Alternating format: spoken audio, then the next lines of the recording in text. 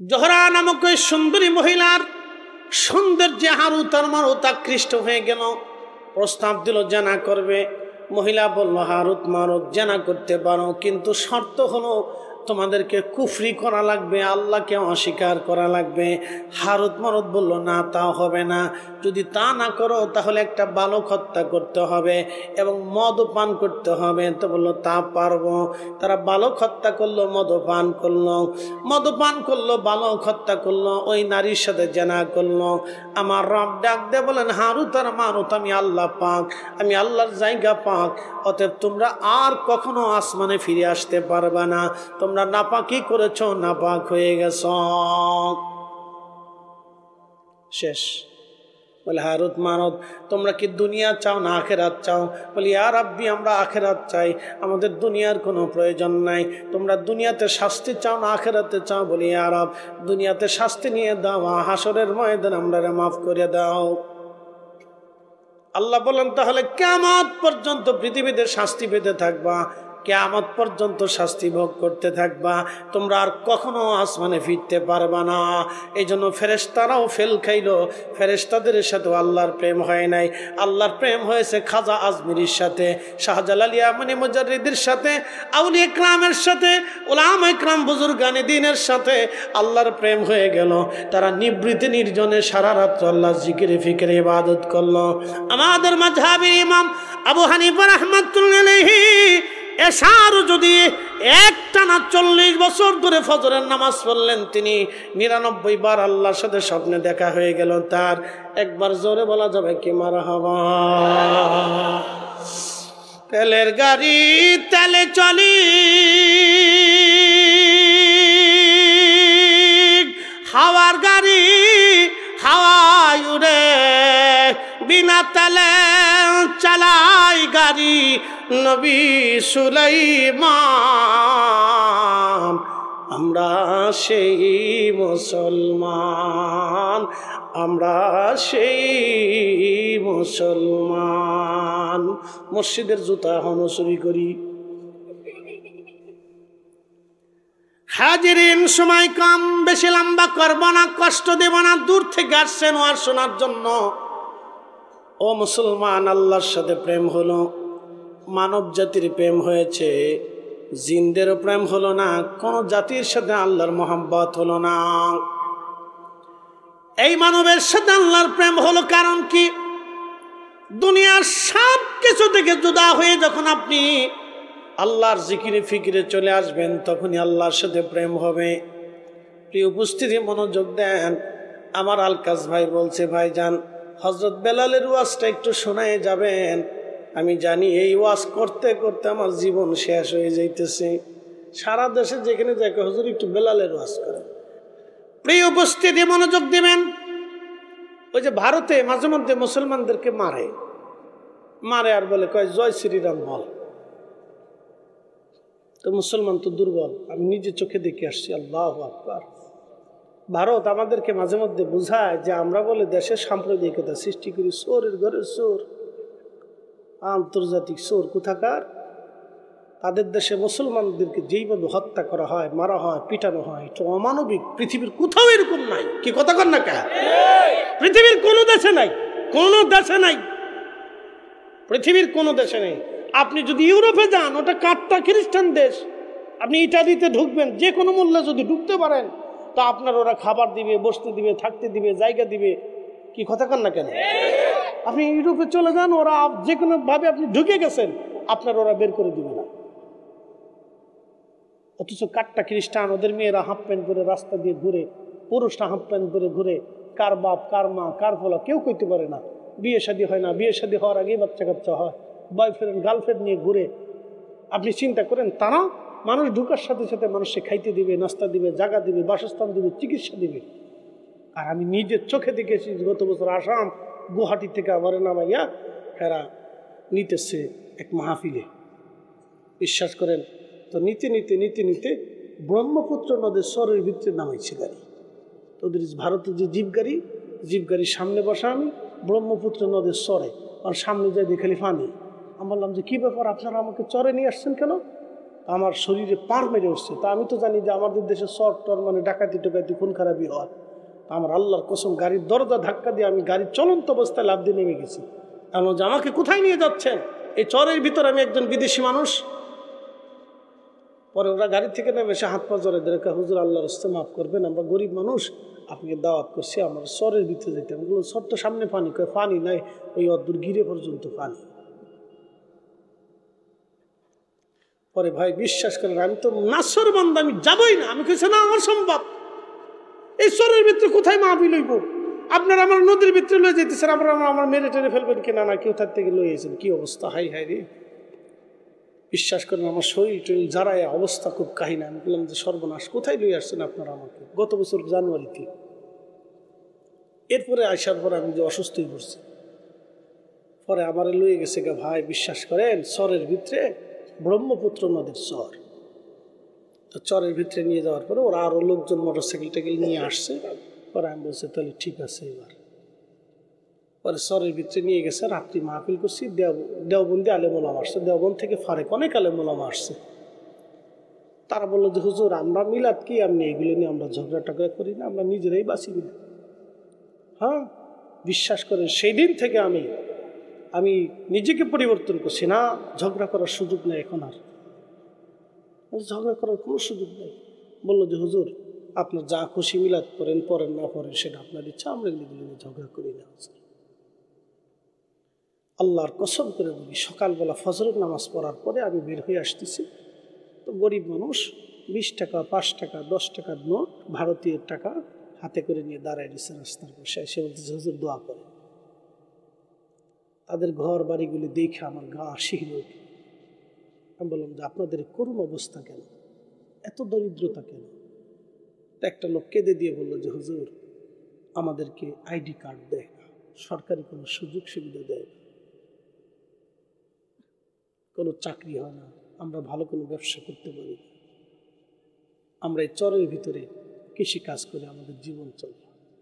আমার গা শিহরে উঠলো, আল্লাহর কসম করে বলে আমার চোখ দিয়ে পানি এসে গেল। আমি বললাম যে সর্বনাশ, আপনারা এত দূর থেকে আমাকে দাওয়াত করে আনছেন, হুজুর প্রতিদিন আপনার ওয়াজ শুনি, মোহাব্বত করে নিয়ে আসছি। আমি বলছি যদি কোনোদিন আবার ইন্ডিয়াতে আসি তাহলে আপনাদের মাহফিলটা আমি ফ্রি করে দিয়ে যাব। আপনি তো আইডি কার্ড, আমাদের দেশের হিন্দুরা তো আমাদের মায়ের কোলের ভিতরে থাকে। আপনি কোম্পানিগঞ্জে যে টোকের বাজারে যে কোনো হিন্দুর দোকান আক্রমণ করতে পারবেন? আমরা করতে দেব? কি কথা কর না কেন, করতে দেব? অবশ্যই না, অবশ্যই না। এই মোদী সরকার মুসলমানদেরকে কার্ড দেন, আইডি কার্ড দেন। আসামে আমি নিজে চোখে দেখে আসছি, আমার গা শিহরে উঠছে বাবাজি। আসতে আসতে আমি আসার সময় খুব কষ্ট করে আসছি। আমি বললাম যে হা, কত কষ্ট আমার ভাইদের। শুধু অপরাধ মুসলমান, তারা আর কোন অপরাধ নেই, শুধু মুসলিম, এই জন্য তাদের অপরাধ, আর কোন অপরাধ নেই। শুধু তার অপরাধ, শুধু তারা মুসলমান। আমি নিজের চোখে তাদের করুণ অবস্থা দেখে আসছি। আমি বিমানবন্দর আসা পর্যন্ত কাঁদছি বেশি বেশি। আহা,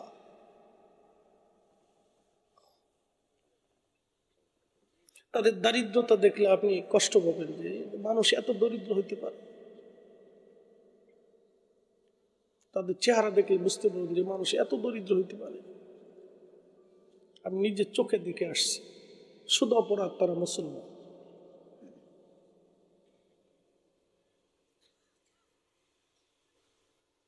আল্লাহর নবীর সাহাবীরা শুধু কালেমা পড়ার কারণে, সাহাবীদেরকে সেই দিন মারা হয়েছিল, পিটানো হয়েছিল। হযরত বেলাল রাদিয়াল্লাহু আনহুকে মারা হয়েছিল।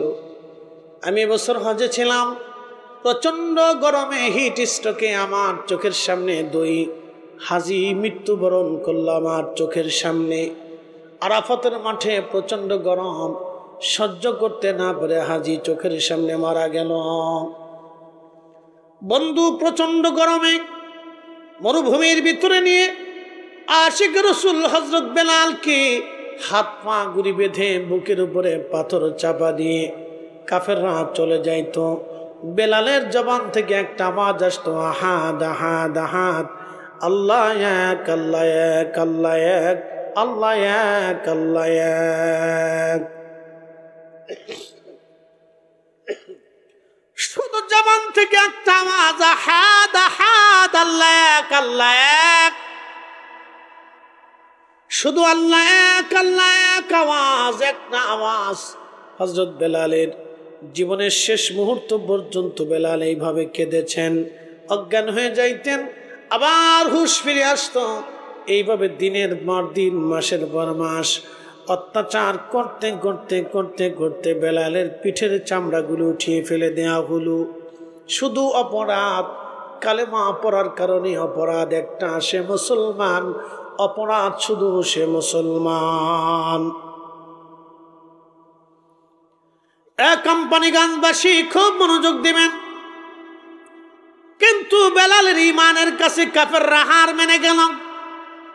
নিজের জীবনের সবকিছু দিয়ে বেলাল নিজের কলিজার ভিতরে কালেমাকে ধারণ করে রাখলো। হযরত আবু বকর অনেক অর্থ দিয়ে বেলালকে কিনে আজাদ করে দিলেন। নবীজি মদিনা চলে গেলেন, আযান প্রবর্তন হলো, আশহাদু আল্লা ইলাহা ইল্লাল্লাহ, আশহাদু আন্না মুহাম্মাদার রাসূলুল্লাহ।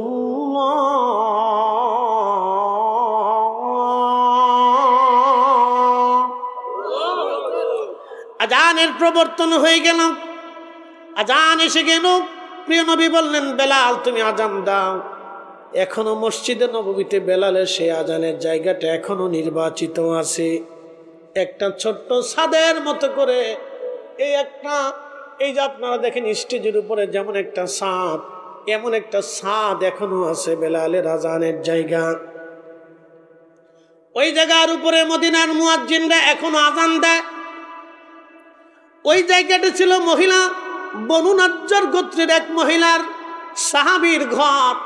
ওই ঘরটা একটু উঁচু ছিল, ছাদ ছিল বড় শক্ত পাকাপোক্ত। এই ছাদের উপরে যাইয়া বেলাল আযান দিতেন। হযরত বেলাল রাদিয়াল্লাহু আনহু ওইখানে যে আযান শুরু করলেন, আযান দিতেন 5 ওয়াক্ত। এইভাবে দিতে দিতে দিতে দিতে দিতে দিতে বহু বছর পার হলো। ইসলামের ভিতরে মানুষ মানুষকে ভালোবাসে 4 কারণে। 1 নম্বর জামালিয়াত, 2 নম্বর কামালিয়াত, 3 নম্বর কারাবাত, 4 নম্বর ইহসান। জামালিয়াত, কামালিয়াত, কারাবাত, ইহসান। জামালিয়াত, কামালিয়াত, কারাবাত, ইহসান। 4 কারণে মানুষ মানুষকে মহব্বত করে। আল্লাহ নবীর মধ্যে 4টা গুণ ছিল, জামালিয়াত, কামালিয়াত, কারাবাত, ইহসান। এই 4টা গুণই ছিল আল্লাহর হাবিবের মধ্যে। হযরত বেলাল 4 কারণ দিয়ে নবীকে ভালোবাসতেন। ভালোবাসাটা এতই জটিল ছিল, এত কঠিন ছিল। আল্লাহু আকবার। ভালোবাসাটা এতই সুন্দর ছিল বেলালের। ভালোবাসতে বাসতে বাসতে বাসতে বহু বছর পার হয়ে গেল। আমি লম্বা কথা নিব না হাজিরিন, মুক্তাসার করে দিচ্ছি। আমার ভাই অনুরোধ করার কারণে আমি এই ওয়াজটা আপনাদের সামনে নিয়ে আসছি। অনুরোধ না করলে এই আলোচনা করতাম না, কারণ অনলাইন অফলাইনে এই আলোচনা হাজার হাজার হাজার হাজার মানুষ শুনেছে। লক্ষ লক্ষ কোটি কোটি মানুষ এই আলোচনা শুনেছে। ইউটিউবের ভিতরে আমার এমন আলোচনা আছে 1 কোটি মানুষ একটা আলোচনা ইউটিউবেতে দেখেছে। তার মানে ভারত বাংলাদেশ সারা পৃথিবী দিয়া কোটি কোটি শ্রোতা আমার, যারা ঘরের মধ্যে বসে বসে নিভৃত আমার আলোচনা শুনে। কেন শুনে? আমি ফালতু কোনো কথা বলি না, আজারে বাজারে সময় নষ্ট করার টাইম আমার নেই। 22 বছর ধরে কোরআন হাদিস শিখছি, এই জন্য না। যাহা বলিব ছাক্কা ছাক্কা পাক্কা পাক্কা কথা বলবো। 2.5 ঘন্টা যদি ওয়াজ করি তো 2.5 ঘন্টা পাক্কা পাক্কা কথা হবে। আমি 4.5 ঘন্টা দাঁড়িয়ে ওয়াজ করা ব্যক্তি। এক দাঁড়ানোতে 4.5 ঘন্টা ওয়াজ করছি। এক দাঁড়াইয়া 4.5 ঘন্টা পর্যন্ত একটা ওয়াজ করছি, দাঁড়াইয়া, বসে না, দাঁড়াইয়া। 1 কাপ চাও খাইতে পারিনি। চা খাইতে হলে তো বইতে হইব, তাও না, দাঁড়াই ওয়াজ করছি। এই লোক আমি। 4.5 ঘন্টা মানুষ আমার একটানা বয়স শুনছে। তারপর ওকে হুজুর আর একটু করেন, ওকে মারার বুদ্ধি করছেন আপনারা। আমি মরে যাই, পরে আপনারা জানাজা দিয়ে এসে কবর দিয়ে এসে করুন যা হা হুজুর ওয়াজ ভালো করতো, পরে একটা বিড়ি টান দেয়।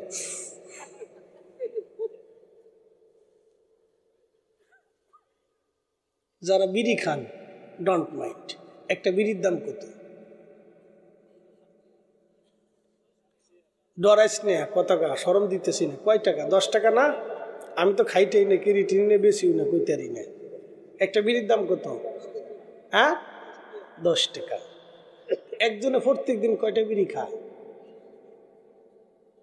10টা। Don't matter. আমি এক চাষারে জিগে, চাষা কয়টা লাগে? কয় 60টা লাগে।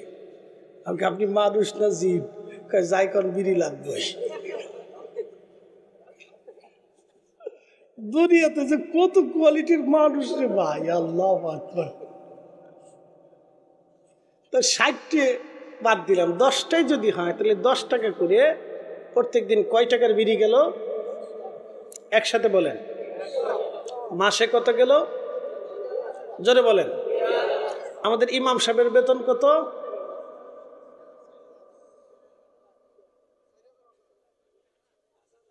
আমি 6000ই ধরলাম। 6000 টাকা একজন ইমামের কি বেতন হয়? একজনের বিড়ির টাকাও না। কি কথা কন না কেন? এটাও জুলুম। আপনি খালি যে বেটা টাকা চুরি করে নিয়ে গেছে এটা দেখছেন, ইমাম সাহেবের বছরের পর বছর ঠকানো হয় এটা দেখেন না? কি কথা কন না কেন?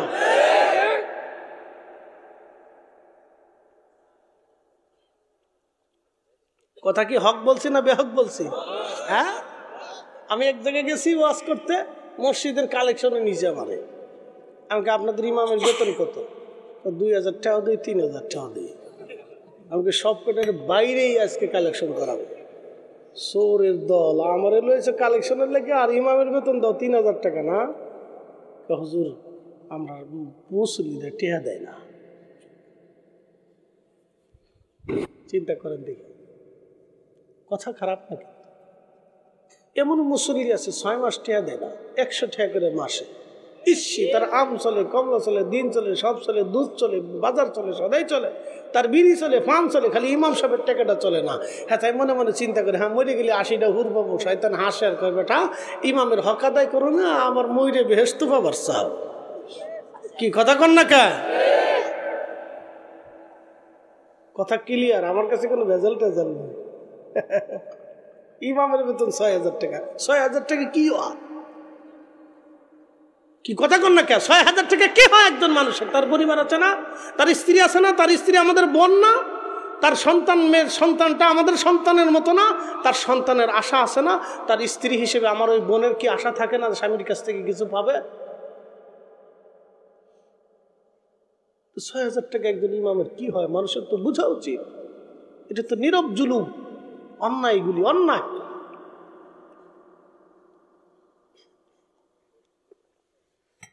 এটা তো নীরব জুলুম। প্রিয় উপস্থিতি, বন্ধু আমার, আপনাদেরকে অনুরোধ করব, ইমাম সাহেবের বেতন বাবদ 100 টাকা ধরলে দিয়ে দিবেন বাপ আমার, পারলে আর 100 টাকা বাড়াই দিবেন। 500 টাকা ধরলে 500 টাকা দিয়ে দিবেন ভাই আমার। আপনার আল্লাহর ঘর। আমি ভুটান গেছি, ভুটান। হ্যাঁ শোনেন, উঠবেন না, ফেসাবের দলে কেঞ্চি দিয়ে বই থাকেন, লাড়াচাড়া দিয়েন না, লাড়াচাড়া দিলেই বিপদ। চুপচাপ এমনি টাইটে বয়ে থাকেন। আমার একদিন মনে আছে, জিনেরদার থেকে বাসে উঠছি, মাহফিলে যাব রংপুর। তো জিনেরদার থেকে বাসে ওঠার পরে কিছু দূর যাওয়ার পরে তো আমারে নিম্ন চাপে ধরছে। তো নিম্ন চাপে যখন ধরছে তখন আমি হেল্পারে কই, ভাই রে আমার তো নিম্ন চাপে ধরছে, তোরা একটা পাম্পুম দিকে দাঁড়ায় আমার একটু ব্যবস্থা কর। হুজুর এই আরেক দূর, এই আদুরকে কুষ্টিয়া লয়ে গেছে। কুষ্টিয়ার থেকে বললাম যে ভাইরে একটু দাঁড়া, আমি একটু কাম সেরে আসি। হুজুর এই এখন দাঁড়াইলে যাত্রীরা হইচই করবে না, আরো দূর ওই সামনে সামনে লিয়ে চলে গেছে গা ওই লালন সেতুতে। হ্যাঁ আর একটু দাঁড়া, কেন হুজুর আরেক দূর। এই দূর করতে করতে করতে করতে নাটোরে লয়ে গেছে গা। আমাকে ওরে শয়তান কোথাকার, আমার জান শেষ করে ফেলছি আজকে। আমি ওই দিনে চিন্তা করছি, আল্লাহ আমার যদি একটা গাড়ি থাকতো তাহলে আজকে কি আর আমি বাথরুমটা করতাম। আল্লাহ বুঝতে পারছেন কি জ্বালার জ্বালা। শোনেন, আপনাদেরকে অনুরোধ করব, আপনারা এই হকটা আদায় করবেন। বন্ধু আমার, মানুষের অর্থবিত্ত অনেক থাকে, সব কিছু রেখে আমরা কবরে চলে যাব। ইমাম সাহেবরে ঠগায়েন না, আল্লাহ কবুল করুক বলে না আমিন।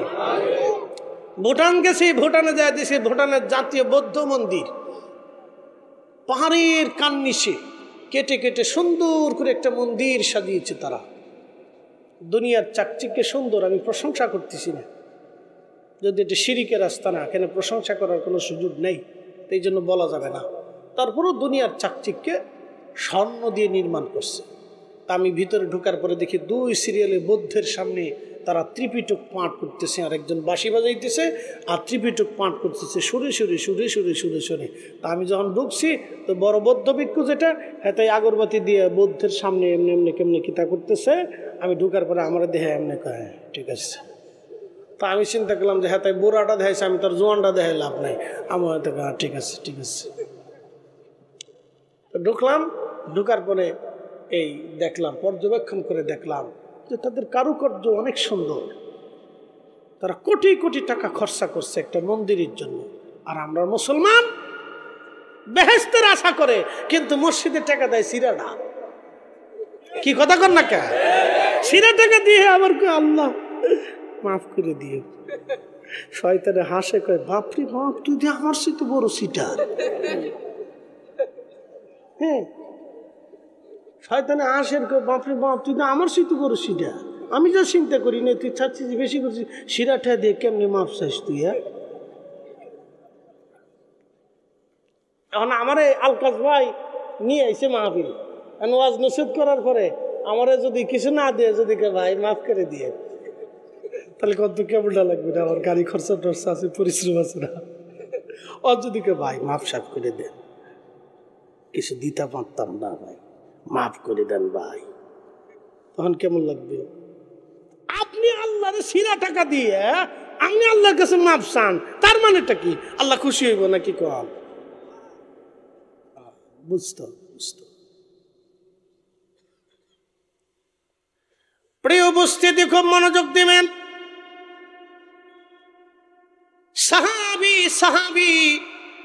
সাহাবীদের জীবন কত চমৎকার। হযরত বেলাল আশিক রাসূল, প্রিয় নবীর ইন্তেকালের সময় ঘনিয়ে গেল। সাহাবীরা দিল উজাড় করে জীবন বিলিয়ে দিয়ে, কলিজা কেটে দিয়ে সাহাবীরা নবীকে ভালোবাসতেন। আল্লাহর দ্বীনের জন্যে তারা শুধু তহবন লুঙ্গি পরে, তলোয়ার হাতে নিয়ে, একটা চাদর গায়ে দিয়ে, যুদ্ধার অস্ত্রগুলি কাঁধে করে নিয়ে তারা শত শত হাজার হাজার মাইল পথ চলেছে। আরে সাহাবী সাহাবী সাহাবী সাহাবী, নবীজি বললেন আল্লাহ আল্লাহ ফিয়া সাহাবী, আল্লাহ আল্লাহ ফিয়া সাহাবী। আমার সাহাবীদের ব্যাপারে আল্লাহকে ভয় করো।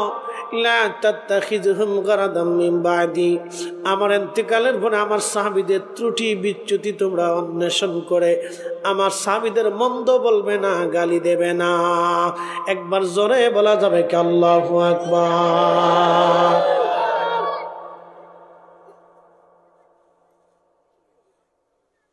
দশ মিনিট সময় দেওয়া যাবে ভাই? সারা রাত থানো তো প্লেয়ার এখানে নাই। হ্যাঁ, আসেনি আসেনি? আচ্ছা ঠিক আছে, মুসল্লি করা থাকা লাগতো না, নেকি হয়ে গেছে, এবার বাড়ি চলে যাও, তাবারকের আগে চলে যাও, যাও, থাকা লাগবে না, নেকি হয়ে গেছে। এই উম্মতের জন্য শুধুমাত্র এই বেনিফিট, এই উম্মতের জন্য শুধু নিয়ত করলে নাকি, নিয়ত করলেই নাকি 1 গুণে 70 গুণ, 70 থেকে 700 গুণ, 700 থেকে অগণিত গুণ শুধু এই উম্মতের জন্য আল্লাহ বরাদ্দ করলো, শুধু আখিরি নবীর জন্য। একসাথে বলা যাবে না আল্লাহু আকবার? আমাদের আলাদা কোনো দাম আছে নবী ছাড়া? আমাদের আলাদা কোনো মর্যাদা আছে রসুল ছাড়া?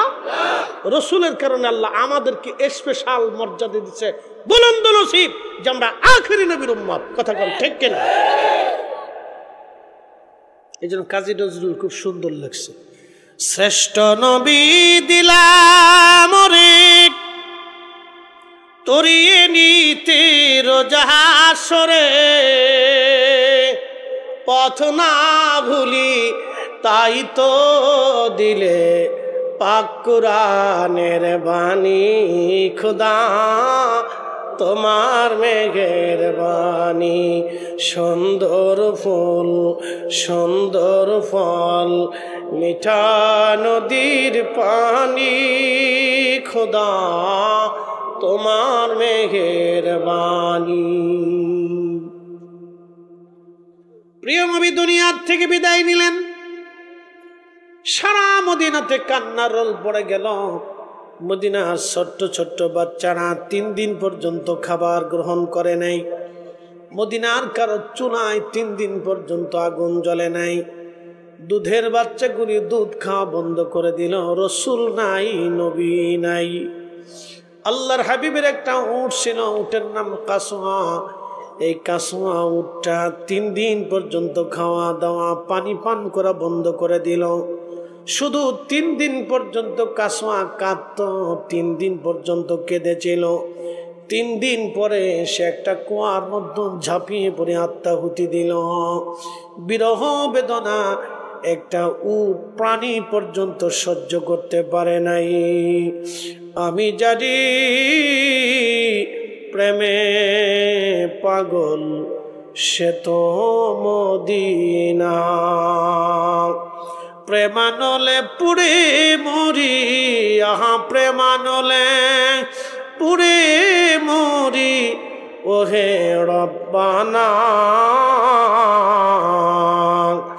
আমি জানি প্রেমে পাগল সে তো মদিনা।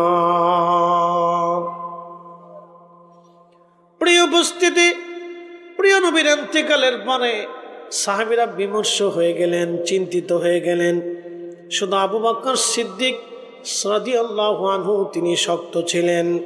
সব সাহাবী দুর্বল হয়ে গেলেন। হযরত বেলাল নির্বাক হয়ে গেলেন, আযান বন্ধ করে দিলেন। তারিখের মধ্যে আসছে নবীর ইন্তেকালের পরে কোনোদিন বেলাল আর আযান দেন নাই। আহা, নবীজির ইন্তেকালের কিছুদিন পরে হযরত বেলাল, ইমাম জাইলে নাসপুর রায়ার মধ্যে লেখেন, হযরত বেলাল রাদিয়াল্লাহু তাআলা আনহু তিনি ছোট্ট গাঠুরি বেঁধে হযরত আবু বকরের কাছে সে বিদায় চাইলেন। আবু বকর অনুরোধ করলেন, বেলাল তুমি থাকো। বেলাল বলে, না আবু বকর আপনি অনুরোধ করবেন না, আমি চলে যাব, আমি আযান দিতে পারি না, আমি অক্ষম। আমার পক্ষে মসজিদে নববীতে আযান দেওয়া সম্ভব না। কারণ হযরতে বেলাল রাসূল করিমের স্মৃতিগুলি সহ্য করতে পারতেছিলেন না। দেখবেন সন্তান যখন মারা যায় পৃথিবীর সবাই ভুলে যায়, কিন্তু মা ভুলে না। সন্তানের কাপড় ধরে মা কাঁদে, বিছানায় বসে বসে মা কাঁদে, সন্তানের কবরের অদূরে বসে বসে মা কাঁদে। সন্তানের কবরটা দেখে দেখে মা কাঁদতে থাকে। পৃথিবীর সবাই ভুলে যায়, মা কোনোদিনও ভুলে না, কোনোদিনও মা ভুলতে পারে না। আহা, মা কোনোদিন ভুলে না, কারণ মা কলিজার ভিতর থেকে ভালোবাসে, কলিজার ভিতর থেকে ভালোবাসে। দেখবেন একটা কুকুর তার বাচ্চাটাও মারা গেলে কুকুরটা পাগলের মতো খালি কান্নাকাটি করে। এই দয়াটা আল্লাহ সৃষ্টি করে দিচ্ছে, আল্লাহ সৃষ্টি করে দিচ্ছে। পৃথিবীর সব মানুষ ভুলে গেল, মাটা ভুলতে পারে না, কারণ মা কলিজার ভিতর থেকে ভালোবাসে। রাসূল করিম বলেন, উম্মত তোমরা কলিজার ভিতর থেকে আমাকে ভালোবাসবে, নতুবা লা ইউমিন, তুমি ঈমানদার হবে না। হাত্তা আকুনা হাব্বা ইলাইহি মিন ওয়ালিদিহি ওয়া ওয়ালাদিহি ওয়ান নাসি আজমাইন।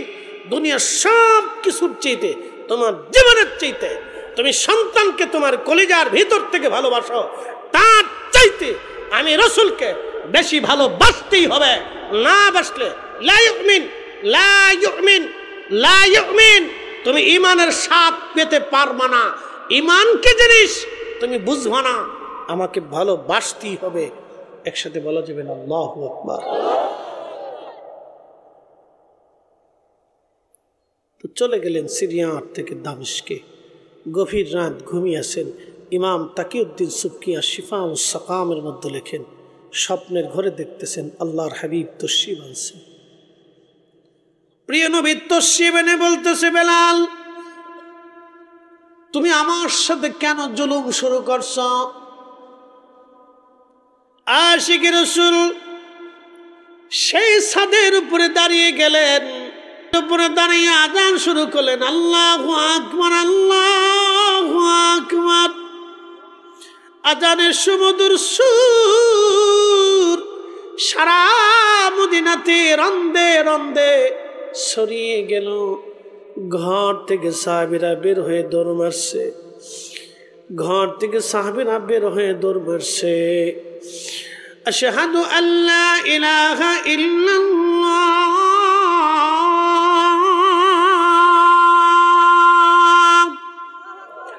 সমস্ত মহিলা সাহাবীরা বাচ্চা কাচ্চা নিয়ে ঘর থেকে বেরিয়ে রওজা শরীফের দিকে দৌড়ায় দৌড়ে আসে। ইমাম সুবকি শিফা ও সাকামের মধ্যে লেখেন, সবার মুখের মধ্যে একটাই কথা ছিল, রসুল বুঝে ফিরে আসছে, নবী বুঝে ফিরে আসছে রে, রসুল বুঝে ফিরে আসছে, রসুল বুঝে ফিরে আসছে, নবী বুঝে ফিরে আসছে।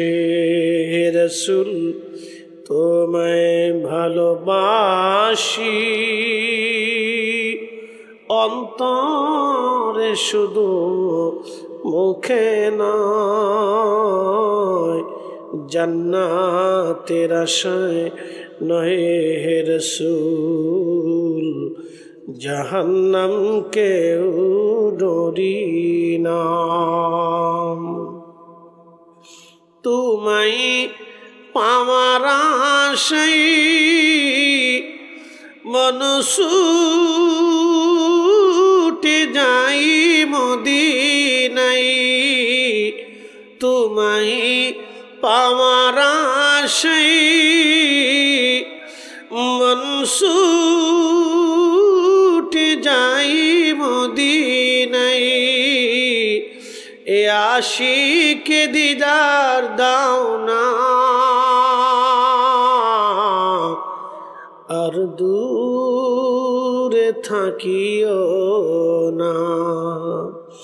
এ আশিকে দিদার দাও না, আর দূরে থাকিও না। হে রাসূল তোমায় ভালোবাসি,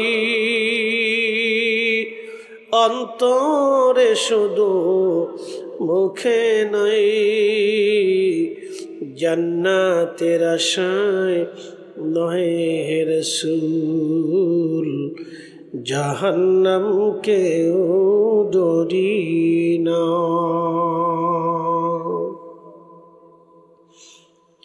আশহাদু আন্না মুহাম্মাদার রাসূলুল্লাহ।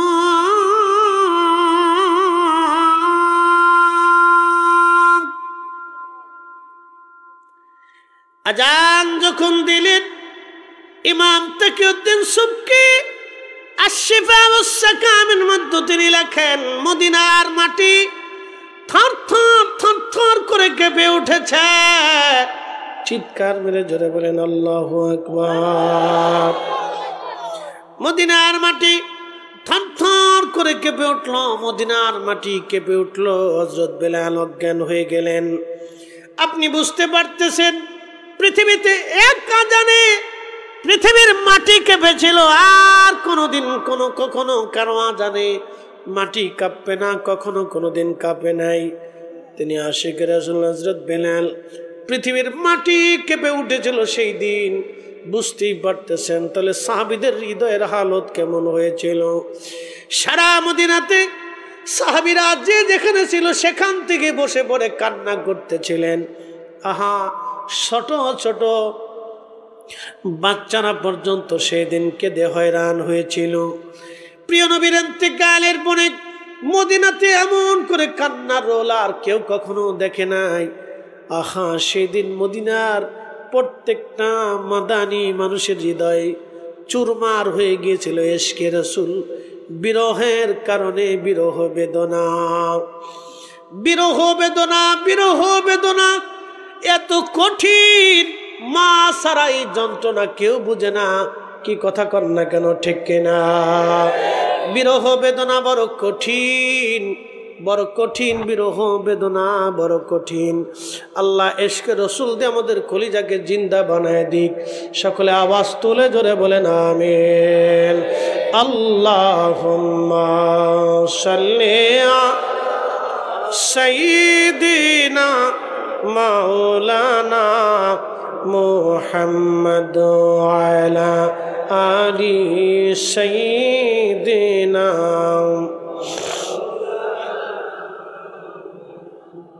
কখনো তোমাকে যদি ভুলি,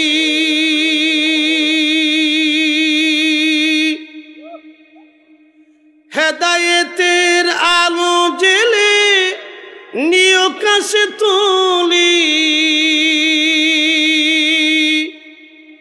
ঠাই দিও প্রিয়তম অগমহিয়ান।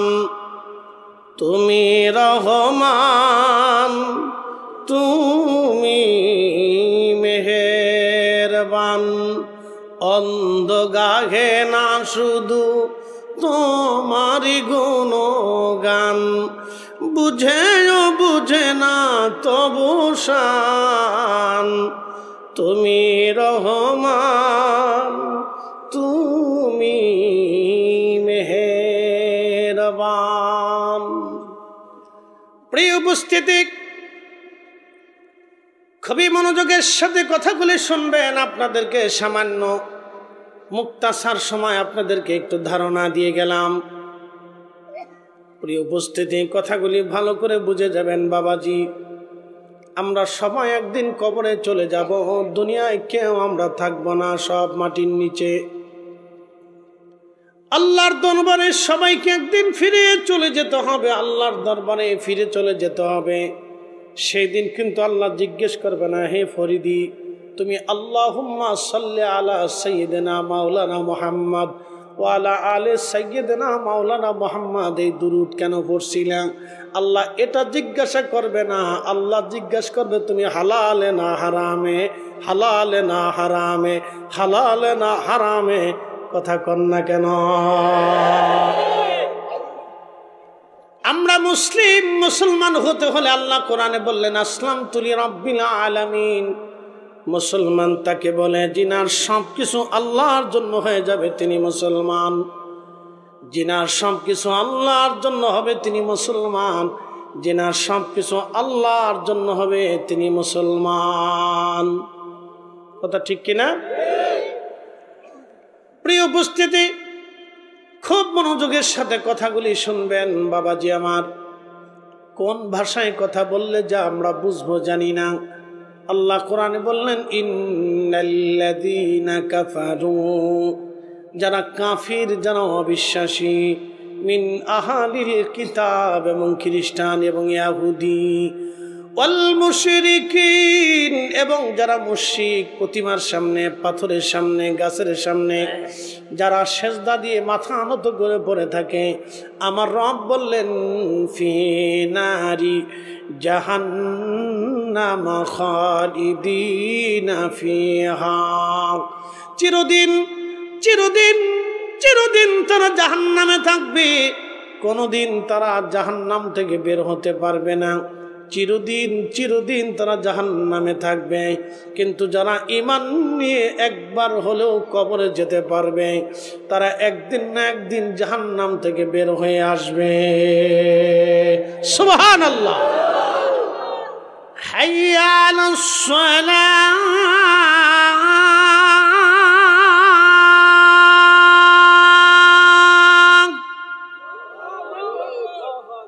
কল্যাণ, সলাতের দিকে আসো, সলাতের দিকে আসো। সলাতের দিকে ডাকতেছে মুয়াজ্জিন। ডাকটা তো মুয়াজ্জিনের না, ডাকটা তো আমার আল্লাহর। কেউ যদি বিশ্বাস করে হ্যাঁ আমি রবের সামনে দাঁড়াইতে হবে, তাহলে সে সালাতে দাঁড়াই যাবে। আল্লাহ রসুল জীবনের শেষ নিঃশ্বাস পর্যন্ত সালাত প্রতিষ্ঠিত করেছে, নামাজের কাতারে দাঁড়িয়েছে, সালাতে দাঁড়িয়েছে, সাহাবায়ে কিরামকে হাতে কলমে নামাজ শিক্ষা দিয়েছে, জিহাদের ময়দানে নিয়েছে, রোজা শিক্ষা দিয়েছে, হজ শিক্ষা দিয়েছে, দিন শিখিয়ে গেছেন। অতএব শরীয়তের বাইরে, ইসলামের শরীয়ত জিন্দেগির বাইরে কোনো মারফত হতে পারে না। কেউ যদি বলে শরীয়তের বাইরে মারফত, মিথ্যা কথা, সে মুসলমানই হতে পারে না। কথা বলে ঠিক কি? ও কিসের মুসলমান? একদল সে কয় নামাজ জীবনের মতো একবার পড়লেই চল। আচ্ছা বলেন তো, নামাজ যে অস্বীকার করে সে মুসলমান থাকে? নামাজ অস্বীকার করা মূলত আল্লাহর কোরআনকে অস্বীকার করা, কোরআনকে অস্বীকার করা মূলত আল্লাহকে অস্বীকার করা। কথা ঠিক আছে না? যে নামাজকে অস্বীকার করবে, রোজাকে অস্বীকার করবে, সে মূলত মুসলমান থাকে না, সে কাফের হয়ে যায়। আমার দিকে তাকান, আমার মাথায় একটা পাগড়ি আছে না ভাই? পাগড়ি। এখন আপনি পাগড়ি মাথায় দেন বা না দেন সেটা আপনার ইচ্ছা। আমি দিছি, আপনারা দেন নেই। এখন আপনি দেন বা না দেন সেটা আপনার ইচ্ছা। দিলেও দিতে পারেন, না দিলেও নাও দিতে পারেন। কিন্তু যদি আপনি বলেন যে ইসলামে কোনো পাগড়ি নেই, তখন আপনি আর মুসলমান নাই। কারণ রসুলের একটা সুন্নতকে আপনি অস্বীকার করছেন। নবীর একটা সুন্নতকে অস্বীকার করা মানে রসুল অস্বীকার করা, আর রসুল অস্বীকার করা মানে সে আর মুসলমান নাই, সে কাফের হয়ে গেছে। এই কোরআন আল্লাহ বলে দিয়ে। প্রিয় উপস্থিতি, হযরতে সুলাইমান পৃথিবীর দুইটা জাতিকে শাসন করতেন একসাথে, একটা মানুষ এবং জিন। পৃথিবীতে জিনদের হায়াত বড় বড় লম্বা লম্বা। আল্লাহ বলেন ওয়া খালাকাল জান্না মিন মারিজিন মিন নার। আগুনের শিখা থেকে জিন জাতিকে আমি সৃষ্টি করেছি। এই জিনেরা উগ্র, জিনদের সাথে আল্লাহর প্রেম হলো না। জিনেরা উগ্র, যেহেতু তারা আগুনের তৈরি, জিনদের সাথে আল্লাহর কোনো প্রেম হলো না। কোটি কোটি বছরে পৃথিবী জিনেরা শাসন করেছে। এখন তো হাজার হাজার প্রায় লক্ষ বছর ধরে মানুষ এই পৃথিবী শাসন করে, কিন্তু জিনেরা তার আগে কোটি কোটি বছরে এই দুনিয়া আবাদ করেছিল। আজকে আপনারা যেখানে বসে আছেন, একসময় এখানে জিনদের আবাদ ছিল, জিনেরা বসবাস করত। এখানে কোনো মানুষের অস্তিত্ব পৃথিবীতে ছিল না। এই টুকের বাজার, কোম্পানিগঞ্জ, সিলেট, এই অঞ্চলে এক সময় পৃথিবীতে কোনো মানুষের অস্তিত্ব ছিল না। এখানে জিনেরা বসবাস করত, জিনেরা থাকতো। আল্লাহু আকবার। জিনদেরকে আল্লাহ তাড়িয়ে দিলেন। জিনদেরকে তাড়াই দেওয়ার পরে আমার রব, আমার আল্লাহ পৃথিবীতে মানব জাতি পাঠাইলেন। কারণ জিনদের সাথে আল্লাহর প্রেম হলো না, আল্লাহর প্রেম হয়েছে মানুষের সাথে। এই জন্য জিনদের মধ্যে খাজা বাবা আজমিরি নাই, জিনদের মতো দাতাগঞ্জ বক্স নাই, জিনদের মধ্যে কুতুবউদ্দিন কাকি নাই, জিনদের মধ্যে নিজামুদ্দিন আউলিয়া নাই, জিনদের মধ্যে বাইজিদ বুস্তামি নাই, জিনদের মধ্যে ইমাম আজম আবু হানিফা নাই, জিনদের মধ্যে ইমাম বুখারী নাই, জিনদের ভিতরে ইমাম আবু হযরত ইমাম মালিক ইবনে আনাস নাই, জিনদের ভিতরে ইমাম শাফি নাই, জিনদের ভিতরে ইমাম আহমদ ইবনে হাম্বল নাই, জিনদের মধ্যে শাহজালাল ইয়ামিনী মুজাররিদি নাই, জিনদের মধ্যে শাহবরান নাই, জিনদের ভিতরে শাহ মুস্তফা আল বাগদাদি হুসাইনি নাই, জিনদের ভিতরে কোনো ওলি পাবেন না, জিনদের ভিতরে বড় বড় আলেম পাবেন না, জিনদের ভিতরে মুহাদ্দিস পাবেন না, জিনদের ভিতরে মুফাসসির পাবেন না, জিনদের ভিতরে মুফতি পাবেন না, জিনদের ভিতরে বড় বড় আউলিয়াত কিয়াম মুজাদ্দিদ কুতুব জামান কিছু পাবেন না। কারণ জিনদের সাথে আল্লাহর প্রেম হয় নাই, প্রেম হয়েছে মানব জাতির সাথে। একসাথে বলেন মারহাবা। কাদের সাথে? আমাদের সাথে। এই জন্য মানবের ভিতরে অলি পাবেন, মানুষ ছাড়া অলি পাবেন না, জিনদের ভিতরে নেই। অথচ এক একজনের ৬,০০০, ৭,০০০, ৮,০০০, ১০,০০০ বছর হায়াত, ১০,০০০ বছর ধরে পৃথিবীতে চলমান, কিন্তু আল্লাহর সাথে প্রেম হলো না। আল্লাহ বানাইলেন কত জাতি,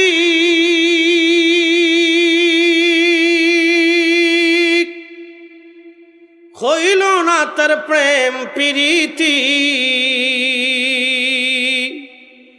অবশেষে মানুষ বানায় প্রেমের কারণে, প্রেমের ডুরি বান্ধরে মদিনার শনে, হায়রে প্রেমের ডুরি বান্ধরে মদিনার শনে। ঠিক কিনা? জিনদের সাথে আল্লাহর প্রেম হয়নি, ফেরেশতাদের সাথেও হয়নি। বলে এটা কি তা কর? ফেরেশতারা কোটি কোটি বছর পৃথিবীতে আল্লাহর ইবাদত করলো, কোটি কোটি কোটি কোটি বছর আল্লাহর ইবাদত করলো, ফেরেশতাদের সাথে আল্লাহর প্রীতি হয় নাই। ফেরেশতারা বলল, ইয়া রাব্বি, মানব জাতিকে এত মর্যাদা কেন দিলা? আল্লাহ ডাক দেখে ফেরেশতারা, রে ওদের নেগেটিভ দিলাম, পজিটিভ দিলাম, কাম দিলাম, ক্রোধ দিলাম, লোভ দিলাম, মোহ দিলাম, কামনা বাসনা রিয়া আশা আকাঙ্ক্ষা যাতনা দুঃখ বেদনা সুখ দুঃখ ক্ষুধা যন্ত্রণা রাগ বিনাক হাসি কান্না সব আমি রব্বুল আলামিন দিলাম। যা তোমাদেরকে দেই নাই, তোমাদেরকে ক্ষুধা দেই নাই, নেগেটিভ দেই নাই, শুধু পজিটিভ দিলাম। যার কারণে ক্ষুধা কি জিনিস তোমরা জানো না, কাম কি জিনিস তোমরা বুঝো না, লোভ কি জিনিস তোমরা জানো না, আশা আকাঙ্ক্ষা তোমাদের নাই। তোমরা আমি আল্লাহর ইবাদত করো সব সময়ের জন্য, কিন্তু আমি আমার বান্দাদেরকে সব কিছু দেওয়ার পরেও একটা আজাজিল শয়তান তাদের পিছনে লেগে আছে। ইন্নাহু লাকুম আদুব্বুম মুবিন, সে প্রকাশ্য দুশ্মন, চারপাশ দেখালে চাবি মেরে বেড়ায়, চারপাশ দিয়ে শুধু চাবি মেরে বেড়ায়। আমার বান্দারা এই সব কিছুকে লাথি মেরে ফেলে দিয়ে, দুনিয়াকে লাথি মেরে ফেলে দিয়ে, শয়তানকে লাথি মেরে ফেলে দিয়ে আমার বান্দা তাহাজ্জুদে দাঁড়ায় যায়, নামাজে দাঁড়ায় যায়, জিকিরে বসে যায়, মাহফিলে বসে যায়, কোরআন তেলাওয়াতে বসে যায়, দুরুদে বসে যায়, দান সদকা করে, জিকিরে ফিকিরে বসে যায়, হালাল খাবার খায়। এ ফেরেশতারা, সেই জন্য আমি আমার বান্দাদেরকে শ্রেষ্ঠত্ব দিলাম। তারা অল্প আমলে আমি রব্বুল আলামিন তাদের বিরাট বড় বেনিফিট দিয়ে দিলাম।